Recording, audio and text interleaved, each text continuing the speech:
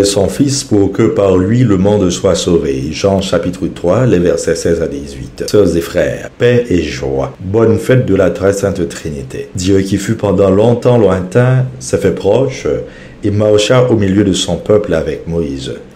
C'est le Dieu miséricordieux, éternellement secourable. C'est le Seigneur. 8 jours après la solennité de la Pentecôte, l'Église célèbre le mystère de la très sainte Trinité. Mystère du Dieu unique en 3 personnes. Père, Fils et Esprit Saint, égaux, consubstantiels, participant d'une même essence divine et pourtant fondamentalement distincts. Dieu est donc présenté comme communion et communauté de personnes. La Trinité est loin d'être un produit en mathématiques. Il s'agit des modes d'être de Dieu qui agit de différentes manières pour nous obtenir le salut et nous introduire dans cet amour inclusif et éternel qui existe entre les 3 personnes. Ce Dieu dont nous parlons est unique, à la fois créateur, rédempteur et sanctificateur, par qui tout a été fait. Concile de Nicée en 325 a fixé les termes du dogme de la Trinité. Le mot Trinité n'est pas biblique. En revanche, les racines de la Sainte Trinité sont présentes dans la Bible.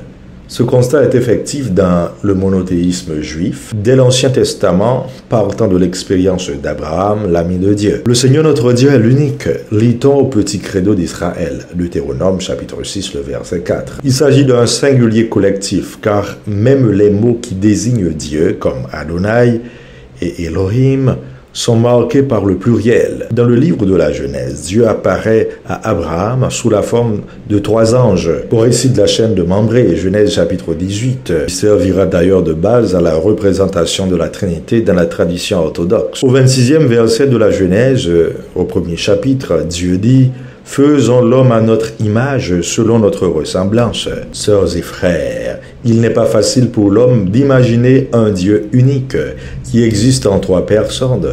C'est Dieu qui nous a révélé ce mystère de son amour par l'envoi de son Fils et du Saint-Esprit. Jésus nous a révélé que Dieu est Père, en nous montrant d'une façon unique et originale que lui-même n'existe que par son Père. Dieu existe de toute éternité. Il est inacible, il est créateur et il détient la paternité du Fils. Et toute paternité vient de Dieu. Jésus est un seul Dieu avec le Père. Il est le Fils du Père, engendré par lui, non pas créé. Il est avant la création, par lui, tout a été fait pour nous, les hommes, et pour notre salut. Il est donc consubstantiel au Père. Il est le Rédempteur, le Sauveur. Jésus avait promis à ses apôtres un autre défenseur, l'Esprit Saint. Il sera avec eux et en eux pour les instruire et les conduire vers la vérité tout entière. Ainsi, il le fait connaître comme une autre personne divine. L'Esprit Saint est l'Esprit du Père et du Fils. Il procède du Père et du Fils. Il est la communion d'amour existant entre eux. C'est lui notre consolateur, notre paraclet. Chacune des 3 personnes est Dieu tout entier. Chacune des 3 personnes n'existe qu'en union avec les 2 autres dans une parfaite relation d'amour. Ainsi, toute l'œuvre de Dieu est l'œuvre commune des 3 personnes. Et toute notre vie de chrétien est une communion avec chacune des 3 personnes, nous dit Monseigneur 23. Notre monde est marqué par les maux et les souffrances de toutes sortes. La famine, la guerre, les maladies naturelles et fabriquées, et actuellement la menace d'une pandémie avant d'aller être prévue par l'OMS qui pèse sur nous, la violence, l'insécurité.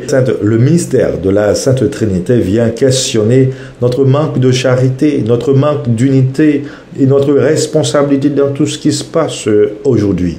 Nous manquons tellement d'amour dans notre monde divisé par tant de haine que nous refusons de reconnaître notre égale dignité d'homme, de femme et d'enfant de Dieu.